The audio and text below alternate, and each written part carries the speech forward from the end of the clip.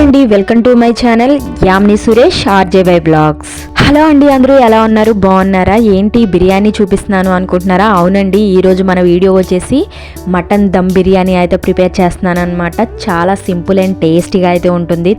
చిన్న పిల్లల దగ్గర నుంచి పెద్దవాళ్ళ వరకు చాలా ఇష్టపడి తింటారనమాట. ఎంతో టేస్టీగా ఉండే మటన్ దమ్ బిర్యానీ ప్రిపరేషన్ చూసేద్దామా మరి? నేను ఇక్కడ ఒక 1/2 kg మటన్, 1/2 kg రైస్తో అయితే ప్రిపేర్ చేస్తున్నాను అనమాట. మీరు చేస్తున్న క్వాంటిటీ ఎక్కువైతే కనుక, అంటే 1 kg 2 kg అలా ఎక్కువ చేస్తున్నారనుకోండి, అప్పుడు నేను చెప్పే ఇంగ్రీడియంట్స్నే మీ క్వాంటిటీకి తగ్గట్టుగా కొంచెం కొంచెం పెంచుకుంటే సరిపోతుంది. ఇక వీడియో విషయానికి వస్తే, ఇప్పుడు చూస్తున్నారు కదా మటన్ని. ఈ మటన్ అంతా బాగా శుభ్రం చేసి తీసుకుందాం. మటన్ వాష్ చేసుకున్నప్పుడు కొంచెం ఉప్పు, పసుపు, నిమ్మరసం వేసి బాగా వాష్ చేసుకుంటే నీచు వాసన రాకుండా ఉంటుంది. ఈ విధంగా అయితే వాష్ చేసుకున్నాను. ఇప్పుడు బిర్యానీకి కావాల్సిన మసాలా ఐటమ్స్ చూద్దాం. నేను ఈ విధంగా అయితే మసాలా ఐటమ్స్ అయితే తీసుకున్నాను. ఇందులో ఏమేం మసాలా ఐటమ్స్ ఉన్నాయనేది నేను మీకు చెప్తాను. లవంగాలు 3, నల్ల మిరియాలు 1/2 టీ స్పూన్, కొంచెం చెక్క, యాలకులు 3, జాంపత్రి పువ్వు, జాజికాయ కొంచెం, అనాస పువ్వు 1, జీలకర్ర 1/2 టీ స్పూన్, ధనియాలు 1 టీ స్పూన్, బిర్యానీ ఆకులు 2, ఒక మరాఠీ మొగ్గ. ఈ విధంగా తీసుకొని స్టవ్ మీద ఒక ప్యాన్ పెట్టుకొని లో ఫ్లేమ్లో బాగా ఫ్రై చేసుకోవాలి.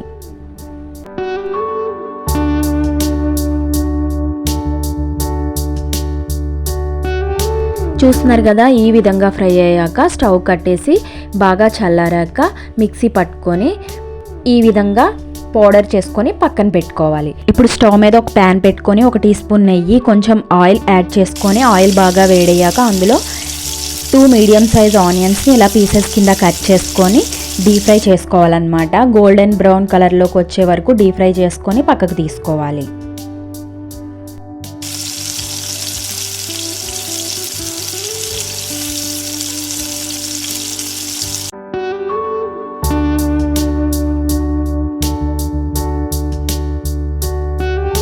ఇప్పుడు ఆనియన్స్ అయితే పక్కకు తీసేసుకుంటున్నాం కదా, ఇందులోనే కొంచెం జీడిపప్పు వేసి అవి కూడా కొంచెం ఫ్రై అవనిచ్చి పక్కకు తీసుకుందాం.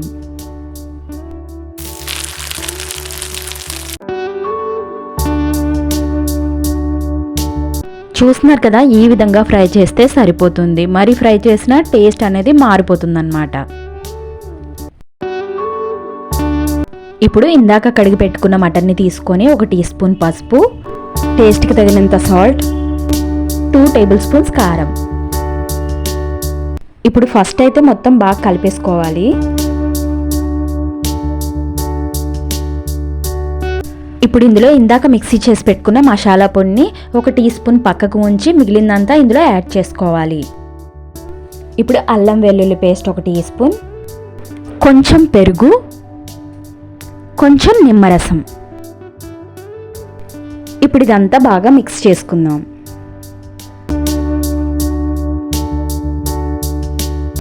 ఈ విధంగా బాగా కలిపేసుకున్నాక ఇప్పుడు 3 table spoons oil, 1 table spoon పచ్చిమిర్చి పేస్ట్.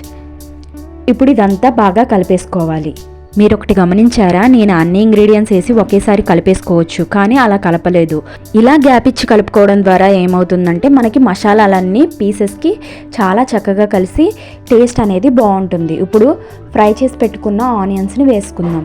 ఇప్పుడు కొంచెం పుదీనా, కొంచెం కొత్తిమీర వేసాం కదా, ఇప్పుడు బాగా కలుపుకోవాలి.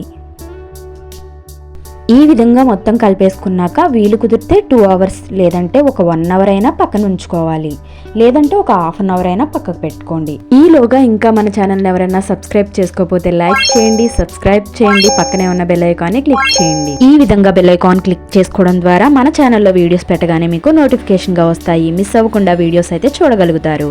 ఇక 1 అవర్ తర్వాత మ్యాగ్నేట్ చేసుకున్న మటన్ తీసుకొని బిర్యానీ ప్రాసెస్ అనేది స్టార్ట్ చేస్తున్నాను. ఫస్ట్గా స్టవ్ మీద ఒక ప్యాన్ పెట్టుకొని ఆయిల్ వేసుకొని మ్యాగ్నేట్ చేసుకున్న మటన్ పీసెస్ అన్నిటిని అందులో వేసుకోవాలి.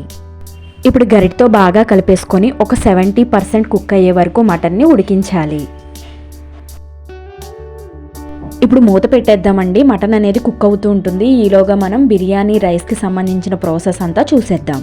ఇప్పుడు మరి ఒక స్టవ్ మీద ఒక బాండీ పెట్టేసుకొని అందులో కొంచెం ఆయిల్ అనేది యాడ్ చేసుకొని ఆయిల్ వేడయ్యాక మనం చేసే బిర్యానీ క్వాంటిటీకి తగ్గట్టుగా బిర్యానీ సామాన్లు అనేవి యాడ్ చేసుకోవాలి. అంటే ఏం లేదండి, లవంగాలు, యాలకులు, దాల్చిన చెక్క, జాంపత్రి పువ్వు, అనాస పువ్వు, సాజీరా, బిర్యానీ ఆకులు 2, మరాఠీ మొగ్గ, ఇవన్నీ తీసుకోవాలన్నమాట. ఇవన్నీ బాగా ఫ్రై చేసుకొని ఇందులో కొంచెం పుదీనా, కొత్తిమీర, 4 పచ్చిమిర్చి యాడ్ చేసుకొని బాగా ఫ్రై చేసుకోవాలి.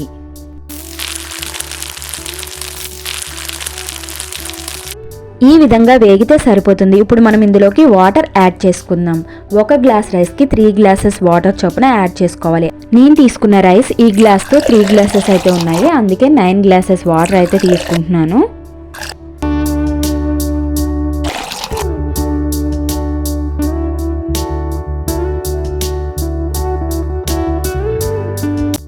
వాటర్ అయితే యాడ్ చేసేసుకున్నాం కదా, ఇప్పుడు మనం ఈ రైస్కి తగినంత సాల్ట్ యాడ్ చేసుకుందాం. ఇప్పుడు మూత పెట్టేసి వాటర్ బాగా మరిగే వరకు ఉంచాలి. 5 నిమిషాల తర్వాత మూత తీసి చూస్తే వాటర్ అనేది బాగా మరుగుతుంది. ఇప్పుడు ఇందులోకి కడిగి పెట్టుకున్న బాస్మతి రైస్ని యాడ్ చేసుకుందాం.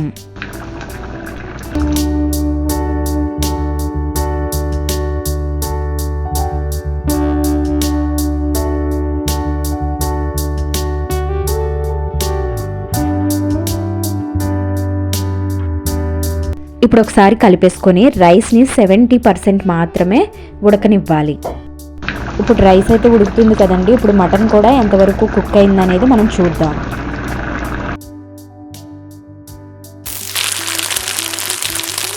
మటన్ కూడా 70% అయితే కుక్ అయిపోయింది. ఇప్పుడు మనం దమ్ వేసుకుంటాం కదా, మిగిలిన 30% అందులో కుక్ అవుతుంది.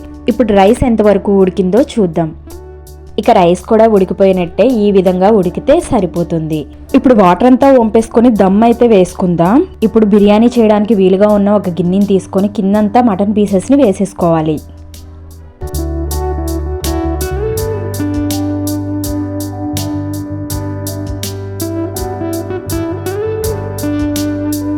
ఇప్పుడు మటన్ మీద ఈ విధంగా రైస్ అయితే వేసేసుకోవాలి, ఒక లేయర్ లాగా. ఇప్పుడు ఈ రైస్ మీద కొంచెం పుదీనా, కొంచెం కొత్తిమీర, ఇందాక మసాలా 1 టీ స్పూన్ పక్కకు తీసి పెట్టమన్నాను కదా, ఆ మసాలా అండ్ ఫ్రైడ్ ఆనియన్స్, జీడిపప్పు, కొంచెం నెయ్యి వేసేసుకోవాలన్నమాట. ఇప్పుడు మళ్ళీ ఒక లేయర్ రైస్ వేసి ఈ విధంగానే వేసేసుకోవాలి అన్ని ఇంగ్రీడియంట్స్.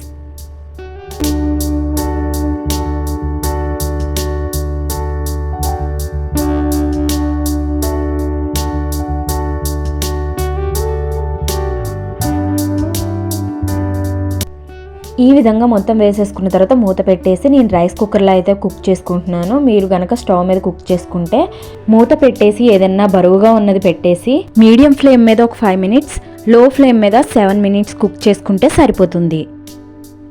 నేను రైస్ కుక్కర్లో కుక్ చేస్తున్నాను కాబట్టి ఈవెన్గా కుక్ అయిన తర్వాత దానికదే ఆఫ్ అయిపోతుంది.